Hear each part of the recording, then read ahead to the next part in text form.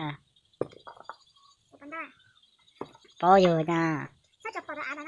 Ôi vô hả chị phụ ta. Chụp vào luôn luôn. Chị nói chị nói chị hay. Chụp vào đó. Chuyện đâu mà có mà gì chơi trò. Chị tụi nó đi à.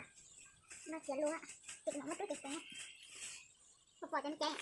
Bỏ cái. Phải cho. Rồi nó thầm cái nó rồi. Càng sót còn chưa nói. Ủa chị mất cái gì? Chị mất cái gì? Mua cái. Cho nó đông con. Mấy thịt nha. Cứ thịt của nó. Tôi phải thả quay. Đây. Để thịt theo. Đây nha.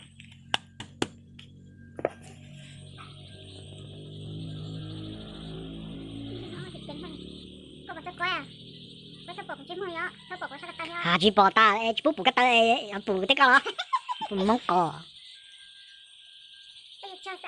sao cho đâu chưa chắc thấu cái thứ anh ta cũng nó cái mà này chứ nhung con chia thằng đó vào mấy giờ mong bắn nó mấy bắn này ạ chia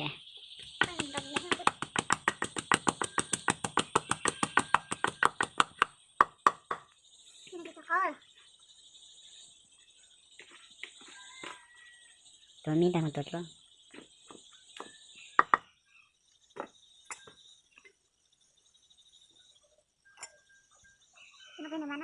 nằm ăn blok cá ta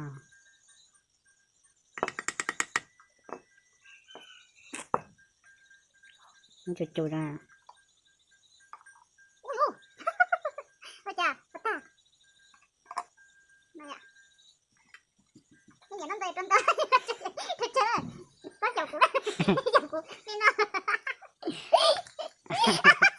anh cho lần đó pro ấy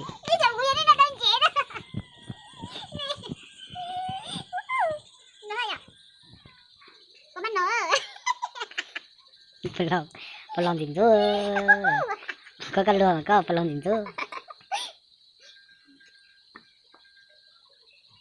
đi con tiếng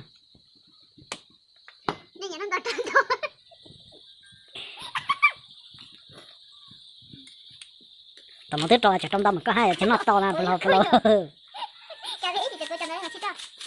muốn tiếng nói tôi dần tới tiếng nói à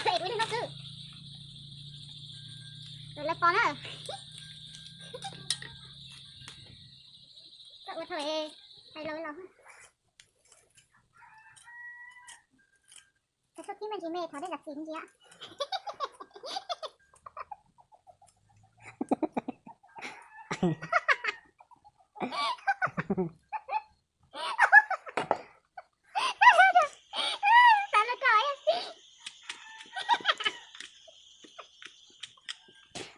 phải lo phải có cái lừa mà có à cái lừa có chưa cái lừa hai trò gì luôn mà số tím mẹ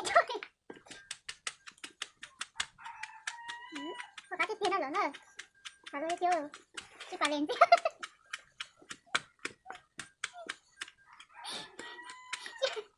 nó tầm kia hả đây đây đây ạ đấy ạ thay đổi chưa sao rồi đơn chỉ đi ơi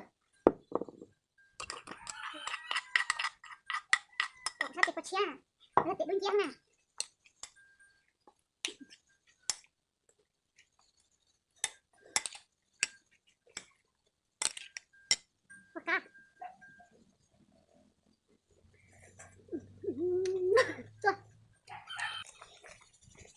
à được chưa ta có à con này thôi trời anh